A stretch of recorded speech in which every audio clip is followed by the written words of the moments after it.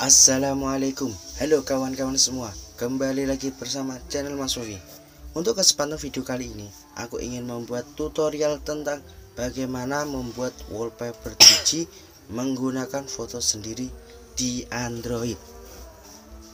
Ketika wallpaper menarik, kalau mau megang HP ya enak, ya nyaman. Di sini aku punya tutorialnya yang mudah, simpel, dan nggak ribet. Yang kita butuhkan hanya dua aplikasi. Yang pertama, aplikasi membuang background belakang foto, dan yang kedua yaitu aplikasi wallpaper 3G. Kalian bisa mendownload kedua aplikasinya di dalam deskripsi atau langsung di Play Store. Gak usah lama-lama lagi, silakan saksikan tutorialnya. Sebelum lanjut menonton, pastikan Anda udah menekan tombol like dan subscribe yang ada di bawah video ini.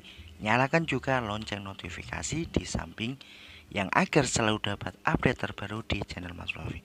Oke, terima kasih dan selamat menonton video ini kembali.